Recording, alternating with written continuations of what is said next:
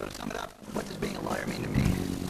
Well, it means helping people solve their problems. A trip down memory lane leads to a bumpy ride for Anna McBeal. Why don't sharks eat lawyers? Professional courtesy.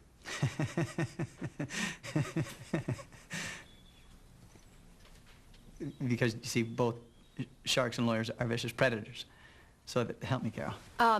Does anyone have any questions for Mr. Stevens? Warren?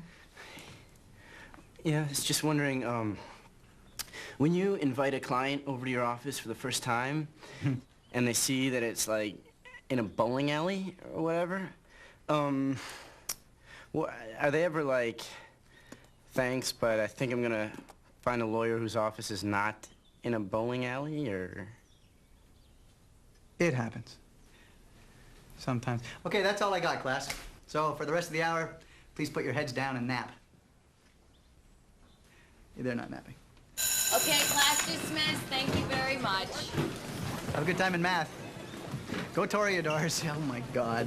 It's like facing a firing squad. How do you do that every day? Actually, you were amazing, Ed. As a matter of fact, you just may be our second best career day speaker ever. Second best. Well, yeah, a couple years ago we did have Jack Barry. Host of the Joker's Wild? Yep. Did he bring the giant lever? Yep.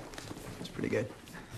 Ed, I can't tell you how much I appreciate you doing this for me. No, stop right there, okay? We're friends now. That's what friends do. It's what friends are for. Yeah. Right. So did you dump Nick yet? Ed. No, I'm just saying, we're friends, right? It's what friends do. It's just one friend asking another friend a friendly question. Please stop saying the word friend. Okay. Homie.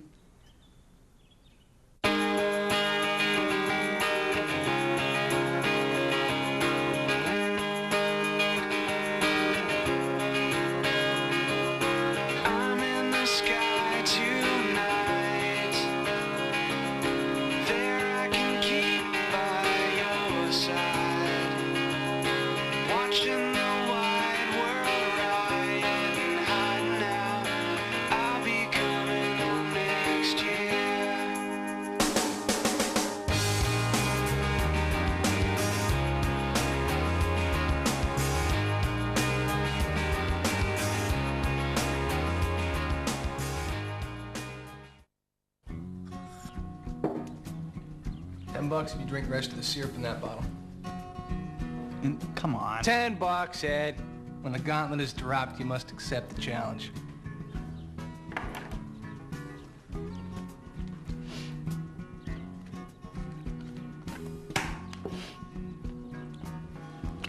There he goes. Eddie, what are you doing? He's drinking syrup. Oh, thanks, Mike, 'cause I thought he was washing the car. Nance, what's the matter? You really don't know? Well, I was up with Sarah for the 8th night in a row. You look great, honey. Nice try. Mike, I know what you're doing. What? You're pretending to be asleep. Oh, that's crazy. I'm just a sound sleeper, that's all. Mike, you would have to be in a coma to sleep through all that crying. Then I must have been in a coma, honey. I was in a coma, and I came out of it. I recovered. It's a miracle. Honey, you got $10 on you? Mm-hmm. Yes, Carol, it's time for yet another glorious day at that most hallowed of American educational institutions, Stuckyville High School. And what are you planning on teaching this week? Now, the kids asked me to read some Kerouac. I don't want to spend too much time on it, but they're digging it, so... You know, when I was in your sophomore English class, you read us Catcher in the Rye, and it was amazing. Yeah, well, lots of times when I look in the mirror, I see Holden Caulfield staring back at me. Nick, how do you get away with saying things like that? Like what? Morning, Richie. A little cool for shorts, isn't it? Not for me. I'm Norwegian. Nice going. Thanks. I got a certified letter here from Mr. Edward J. Stevens. Yeah, he's in the kitchen. Come on back and have a waffle. Here's your man, sir. Hey, Edward J. Stevens? Yeah? Sign here, please. Hey, tell Nance what the J stands for. Jeremy. What's wrong with Jeremy? It means exalted. So what did you get? Oh, exalted one. Eddie, what's the matter? This is to notify you that your wife, Elizabeth Stevens, has initiated divorce proceedings. Ed's wife slept with a mailman. Wish mine would. It's not like I'm surprised she's filing for divorce. I knew we'd make it official sooner or later. I just thought that we'd talk about it first. She said I got this letter from her lawyer. Ed, what's done is done. Just sign it, send it off, and put the past behind you. It says here they intend to settle everything amicably. That's good, right? Well, Liz and I haven't been amicable for about, 2 years. Now that we're getting divorced, suddenly she wants to be pals. Ironic. Thanks. That's what I was going for. Good morning, Team Stucky Ball. Greetings, your Edship. How's it going, Chief?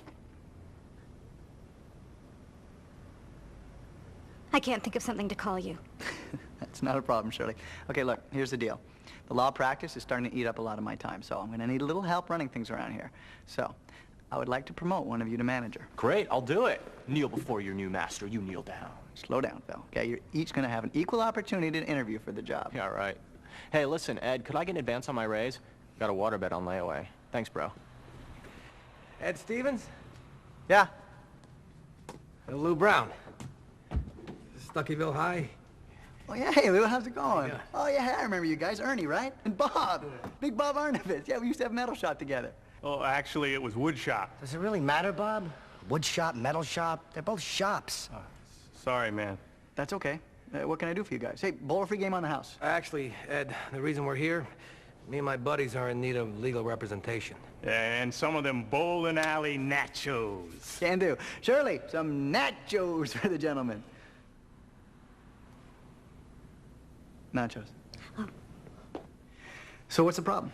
All right, this goes back 15 years ago, to the summer after high school.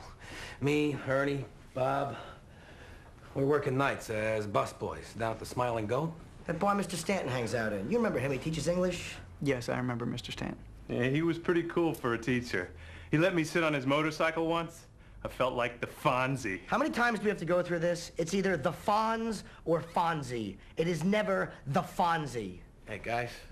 So, the three of you are working as busboys? Yeah, us and this other kid, Arthur, Daly. Well, we used to call ourselves the Four Musketeers. Sort of a play on the Three Musketeers. Got it? I don't remember Arthur. He was real quiet. And real smart. Like a young Alex Trebek. So, anyway, one night, the four of us finished mopping up. We're sitting around having some beers, talking about the mysteries of life. You never know what the fates hold in store for you.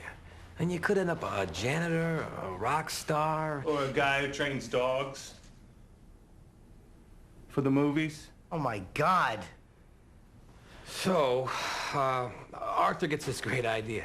He says, how about this? 15 years from now, no matter where we live or what we're doing, we all get together. However much money each one of us has, we put half of it in a pot. And then we split it all evenly amongst the four of us.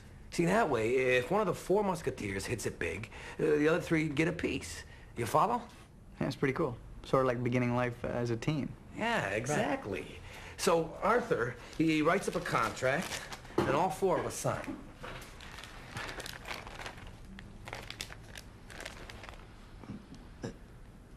This is a bar napkin. Yeah, well, the bartender was all out of parchment.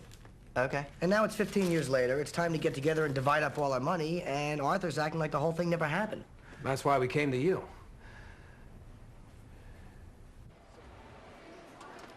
So, Malls, how do you feel about sneaking out after third period to go to the pie shop? What's the occasion? Is it my birthday? No, actually, I'm having lunch with Ed Stevens, and, I thought maybe you'd like to come along. I thought, you and Ed Stevens were buddies now. We are. So what do you need a chaperone for? We don't. I would just prefer it if you, Ladies? Hey, can I bum a smoke? These damn kids are driving me nuts today. I tell you. Well, it's pretty smudgy, but it appears to be a contract. So I guess my first question would be, how did things turn out for the four of you? Well, me, I'm broke, pumping gas, taking night classes, trying to make something of myself. I'm a roofer. Got about $2,000 in the bank.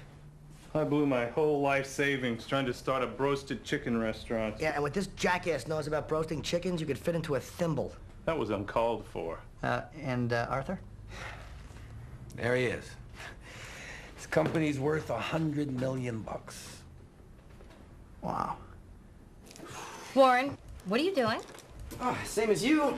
Just getting a break from the blackboard jungle for a couple minutes. Oh, yeah. Yeah, that hits the spot. Hey, could you top this off for me, tough guy? Warren. Oh, no, it's okay. He's just the librarian. Warren, beat it. The teacher's lounge is for teachers only.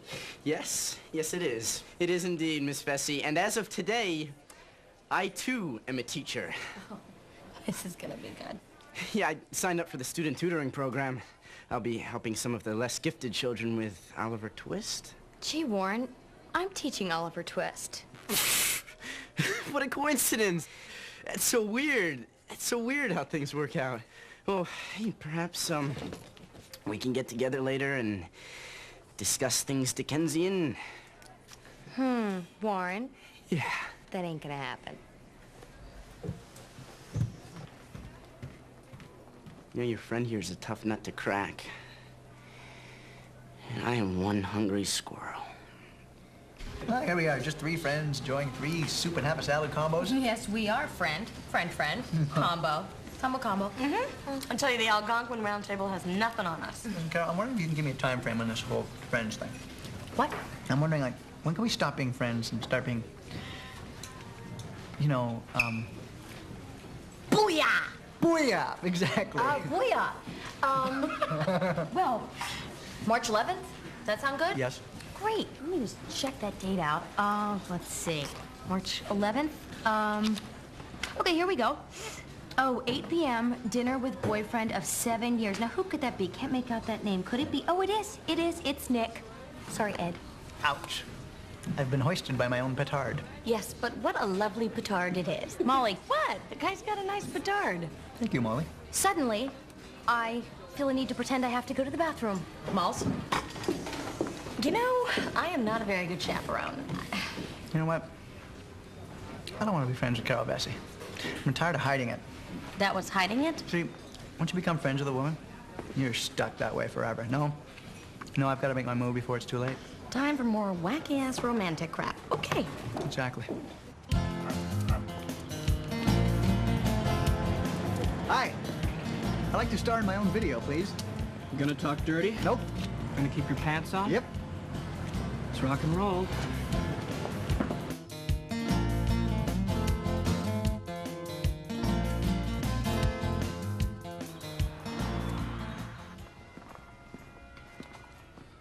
I'm ready for my interview. Oh, yeah, sure, Kenny. Have a seat.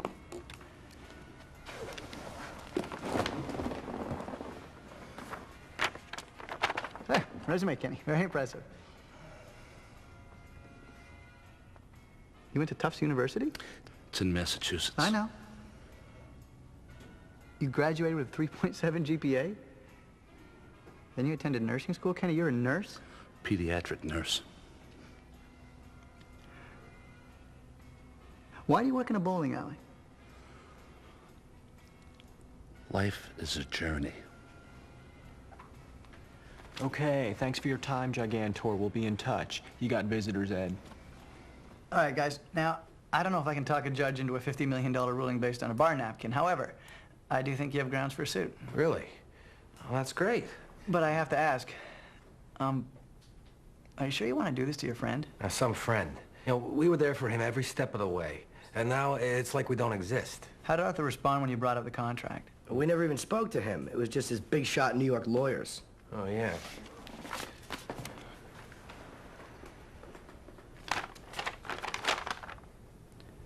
Oh, God. What? Arthur's represented by Farmer and Sheehan. Are they good? Yeah, they're good. They also happen to be the firm that fired me.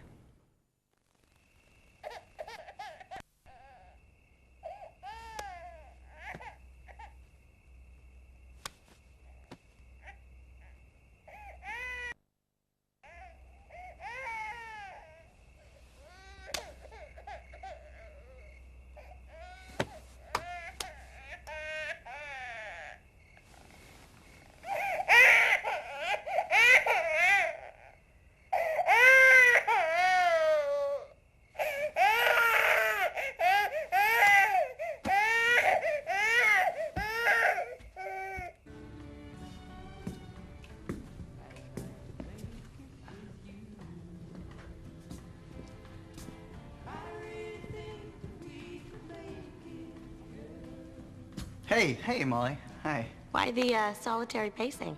I'm going up against my old law firm. Ah, well then I pity your old law firm. Thanks.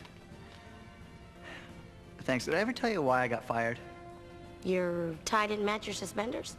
I left one comma out of a 500-page contract. Wow, you got fired over a comma? That comma cost the firm $1.6 million. Must have been some comma. Yeah. I'd love to win back some dignity here, Molly. I would really love to beat these guys. Well, what can we do to help? I don't know. They're very good. And they work in packs like hyenas. And I'll be outnumbered 4 to 1. What? Not necessarily.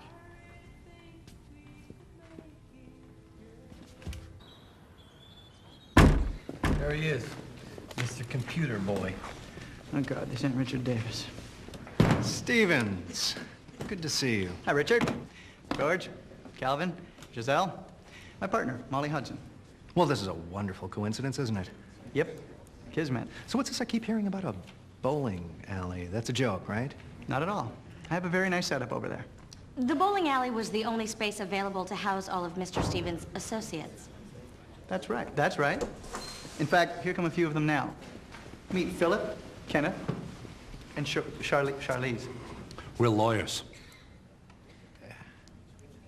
You look familiar. Stanford Law? No, Phil Stubbs. No, I meant had you attended... Yeah, I know what you meant, hot stuff. I was just acting stupid so you'd underestimate my legal prowess. Ah. That's right. Well, listen, Stevens, if you're ever back in New York, you should come by and visit us sometime. Did I say comma? I'm sorry. It's probably not your favorite word. Have you been bleaching your temples? All rise.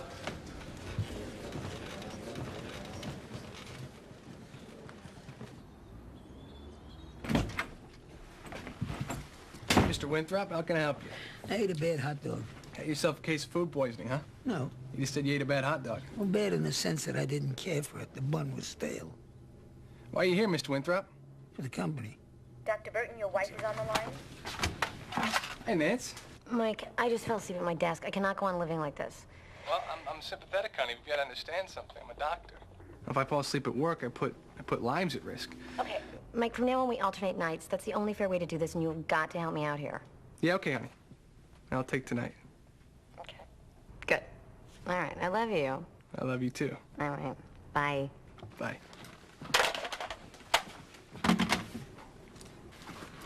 As long as you're here, you, want a throat culture? Sure, what the hell? Yeah. Your Honor, we've traveled all the way from New York City because of an old bar napkin. My client, Mr. Daly, is a very busy man, and I hope you won't allow these people to waste any more of his time. This is a nuisance suit, and we ask that it be dismissed at once. Mr. Stevens? Judge Henderson, this is no ordinary bar napkin. This is a legitimate contract written in clear, straightforward language by none other than Arthur Daly himself. As such, it deserves a fair hearing in court. And what's more, Your Honor, you have my word that as long as I practice law in this town, I'll never sully your docket with a nuisance suit. Thank you, Mr. Stevens. I enjoyed hearing you use the word sully. Thank you. Now, Mr. Davis, the last thing I want to do is to waste your client's precious time. That's why I'm going to set an immediate trial date. Thank you, gentlemen.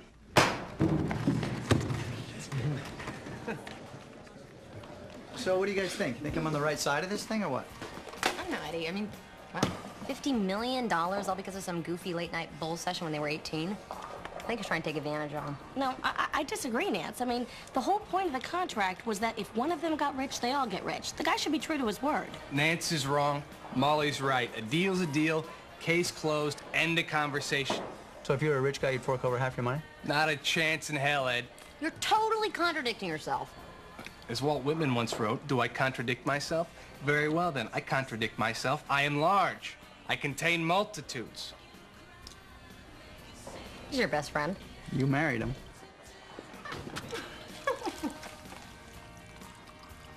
Kenny, what you doing?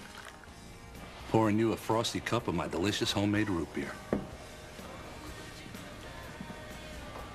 That man is a pediatric nurse. And now, class, The pivotal scene in which young Oliver Twist asks his evil master for more food.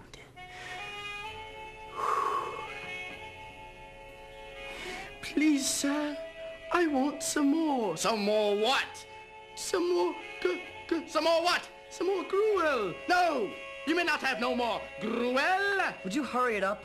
If I go any faster, I'm gonna lose Charlie. Wow, Miss Vesey. Warren. So how's Oliver Twist going? Oh, it's tough. In fact, you could say it's grueling. Yes, yes you could. Well, good luck everybody on your test. Oh, wait, hold on. Miss Vesey, that boring lawyer guy was here and he dropped this tape off for you. I don't know. Thank you, Warren. All right. Check you later, then. Her and me, we got a thing going on.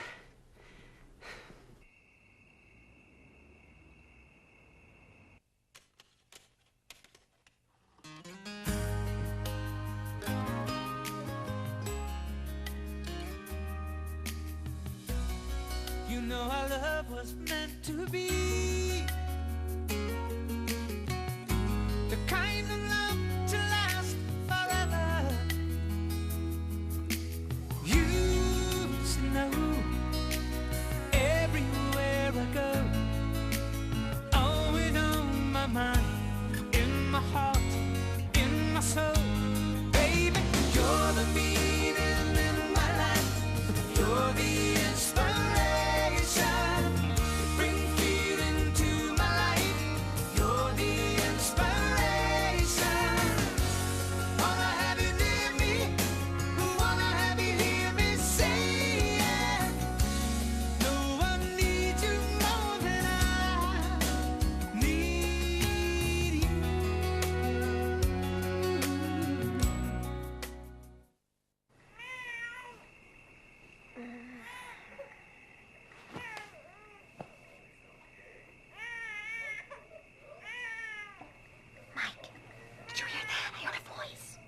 Okay, honey.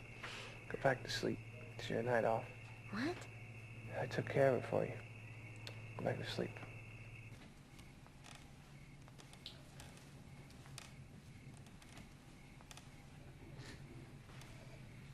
Where do you keep the Huggies?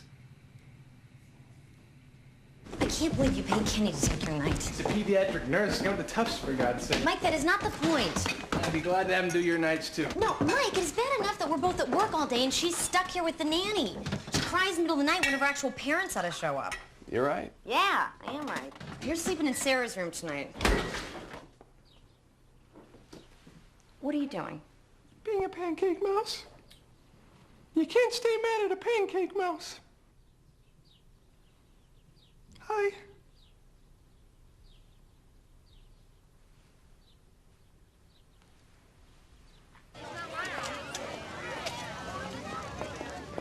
Good morning, Miss Vesey. Hello, Ed. Did you see anything good on TV last night? Oh, yes, actually, the E! Channel had a lovely documentary on Lou Gossett Jr. What'd you think of my videotape? Well, the first time I saw it, I was shocked. And the second time, I was horrified. I think it was that third time, though. That's the one that scarred me for life. You watched it 3 times, huh? Ed, you have got to stop doing this. Was the inflatable guitar? Yeah, I knew it. The inflatable guitar was too much. You never see Keith Richards with an inflatable guitar. Ed? Yeah. I want to be your friend so badly. Really, I do. But you're making it very, very difficult. Well, that's too bad. I'm trying to make it impossible. You are impossible. Nice one. Carol, what's bothering you is not the fact that I won't leave you alone. So you know I'm right. You and I are meant to be more than just friends. Ed, no, You're the don't. reason I came back to Stuckeyville. It was because of you that I bought the bowling alley. Oops. I said it. I wish you hadn't.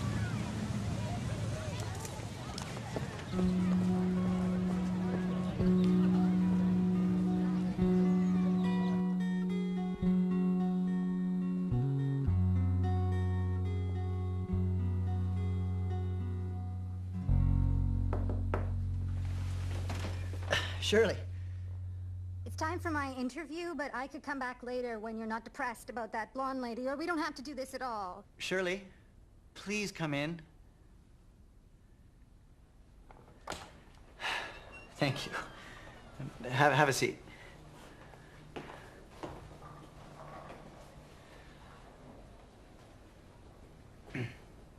Well done. Okay, then. So, interview. Let's see. Well, I know this sounds like a cliche, but where do you see yourself in 5 years? Here. Okay. Good. Then, next question. Where were you employed before Stucky Bowl? Telemarketing. I sold ladies' shoes. I found that most ladies were unwilling to buy their shoes over the phone. All I sold was one clogs. One pair of clogs. Shirley, do you even want this promotion? No. Okay, then.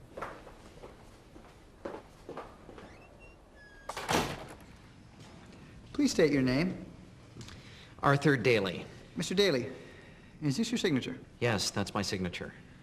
I signed a bar napkin. Take me away, officer. Well, if you sign this contract, why won't you honor its terms? Contract? What contract? Do you see a contract? I don't see a contract. I see a napkin. Mr. Daly, suppose you came home one day and you opened your mail and you found a bomb threat. What would you do? Would you call the police? Objection. Relevance? Overruled. Answer the question, please. Yes, I would call the police. And what if the bomb threat were written on a bar napkin? Would you then say to yourself, oh, thank goodness, it's not a bomb threat, it's just a bar napkin? No, but that's not a bomb. Thank you, Mr. Daly. Mr. Brown, suppose two friends are playing basketball, and one says to the other, I'll give you $1 million if you make your next shot. Have you ever said anything like that? Yeah, of course. And when your friend made the shot, did you give him the $1 million? No. Why not? I mean, a deal is a deal. Well, because when you say that, you don't really mean it. That's right. A contract isn't a contract when everyone knows that you don't mean it. Yeah, but we a meant contract isn't a contract when it's said in jest. Yeah, but this wasn't a said in- contract isn't a contract when it's written as a joke by an 18-year-old who never dreamed that one day it would be enforced. Objection. Yes, Mr. Stevens. A lawyer isn't a lawyer if he keeps giving speeches instead of asking questions. Or if he works in a bowling alley. Mr. Davis. My apologies, Your Honor. Nothing further.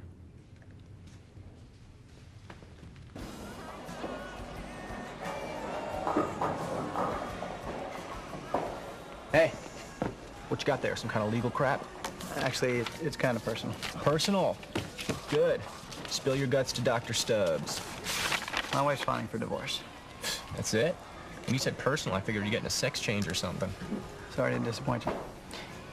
Hey, come join me in your office. Why? It's interview time, baby. Okay, Phil.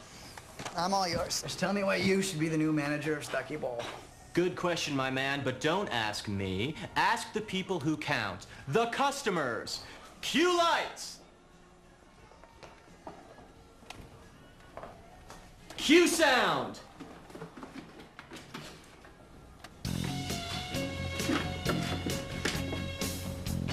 And action. I'm not the world's greatest bowler, but when I broke 200 for the first time, Phil Stubbs baked me a cake. I felt like a champion.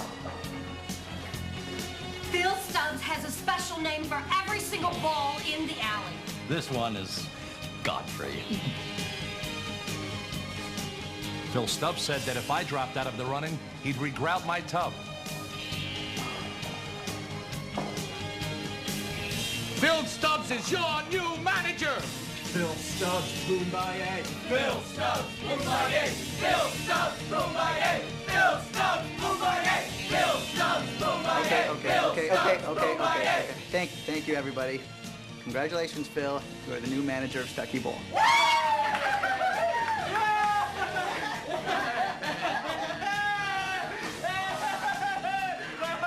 Get my back, get under my thigh. Okay, I need some on my back, just on my back, just my lower back. Okay. Now, this guy was a biker. Back when being a biker meant something, you know what I'm saying? The kind of guy who just as soon beat you with a pipe as shake your hand. But it was my favorite hat. Damn it, I wanted it back. So I looked him right in the eye, and I said, I don't know what I'm going to tell my mother when she finds out that I let a biker steal her hat. And the guy's eyes widen, and he rips the thing off his head, and he says, "This is a lady's hat? I ain't wearing no lady's hat." So did you give it back? That answer your question? That was great. See. Sorry, baby. Gotta keep my people happy. Oh, please, you know I love your stories. Hey, isn't that your little buddy?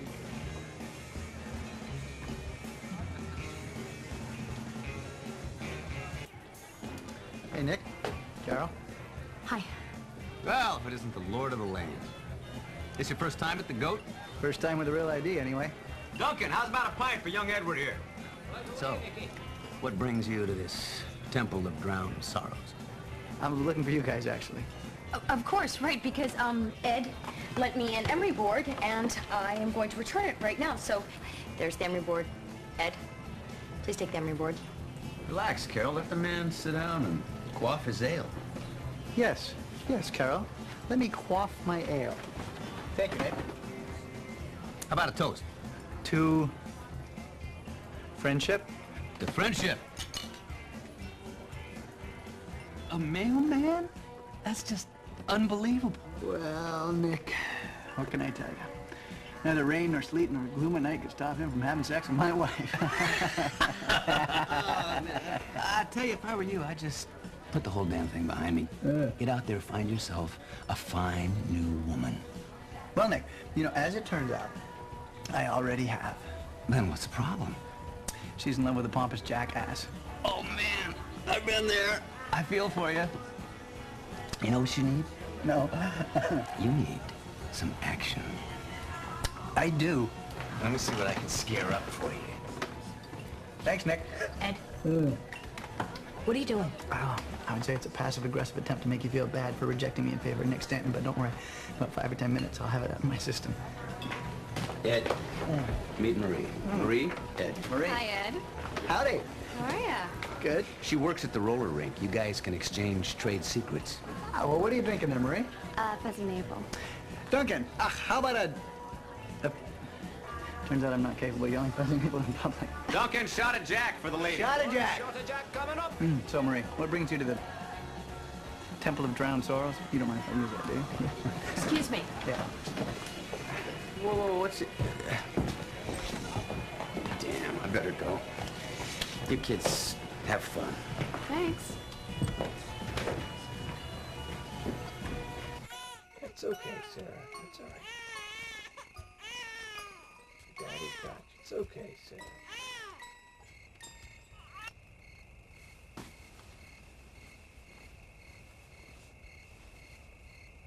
I don't know what I was thinking, Nance. Carol and I were getting so close. Now she hates my guts. An idiot. Well, well, well, look who's here, looking all bright and cheery. It's my little pancake mouse. Aren't you the cutest little thing? I get the point, honey. Can I eat my breakfast? In conclusion, ladies and gentlemen, I want each of you to put yourself in Mr. Daly's position. Imagine having spent 15 years working 16 hours a day to build a company from scratch. And then along comes three guys who have made nothing of themselves, and they try and take what's yours because of a joke. Hey, I know that Arthur Daly isn't the most sympathetic guy in the room. He's made more money than most of us will ever see in our lives. But the laws that protect him and his money are the same laws that protect you and yours. Thank you. Mr. Stevens, your closing statement, please.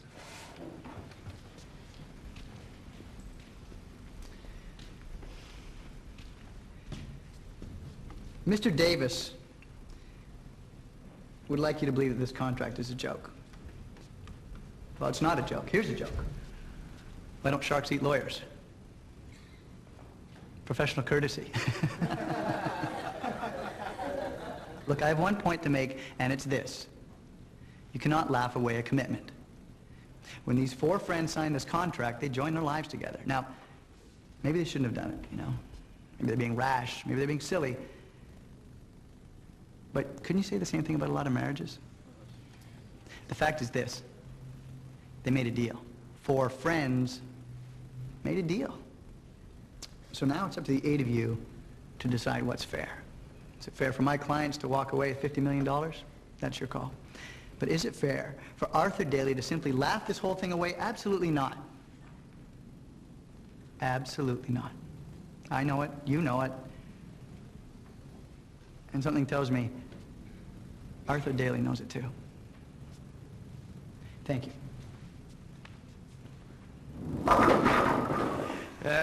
You were great today, Ed. I mean it. Thanks, Lou. You're like MacGyver, except you don't live on a houseboat. Hey, what are they doing here?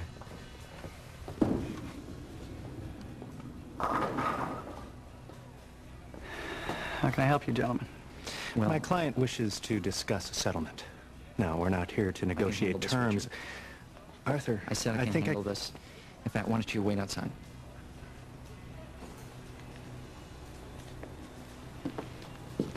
Arthur? Ernie? Lou? Bob? I was hoping the 4 of us could sit down and talk this through. Yeah, well, thanks. But we're pretty happy with the way things are going in court, Artie. Look, you're not going to win this thing. No matter what the jury decides, my lawyers are going to keep this thing tied up in the courts for the next 1,000 years. It's what they do best. What do you want, Arthur? The 4 of us, we were friends. Yeah, friends. I know. I turned my back on you guys. It was wrong. I apologize. But $50 million, is that right? Look, here's what I'm thinking. I want you guys to come and work at the company. There'll be a lot of great opportunities there. Well, if you change your minds, you can give me a call.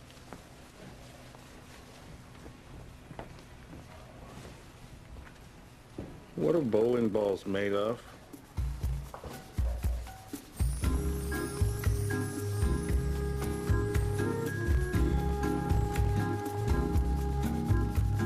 Someone to hold me tight, that would be very nice.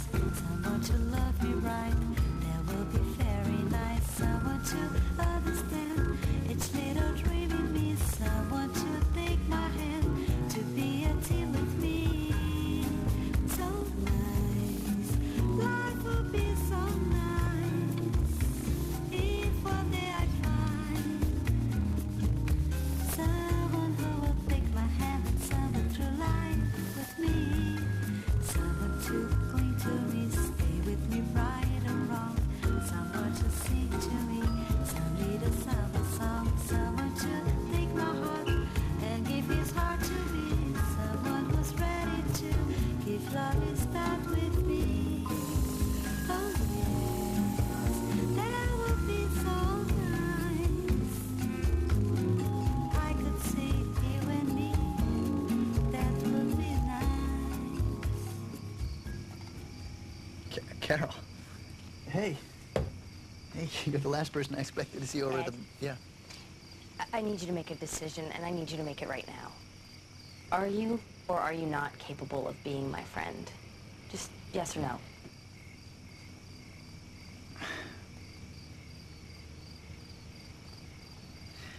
Have you ever been alone? What? Carol, you're smart, you're funny, you're beautiful, you're everything a guy could ask for in a girl. So I'm wondering, have you ever been alone? There was 2 weeks in the beginning of 9th grade. I was alone. Divorce papers from Liz. Ow. Yeah. Sorry. It's okay. When I sign these things, I'll be alone. No Liz, no Carol, just Ed. And maybe I'm having a bit of a hard time getting used to that idea. I'm sorry. It's okay. But you know, you don't have to be alone. Why not? Because you have Marie, Marie. the fuzzy navel girl. Oh. No, nothing happened. Oh, really? No, she wasn't my type. Uh-huh. And why is that? Because she was full of schnapps, basically. She was too full of schnapps. I see. Besides, what do you care? I don't care. I think you do care. Oh, no, I don't care. I think you care. I think that you should shut up and sign your divorce papers, what I think. Yeah.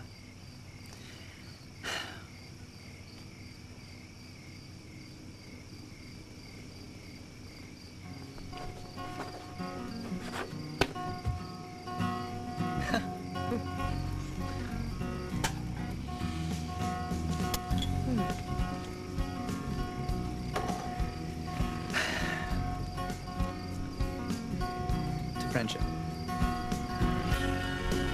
To friendship.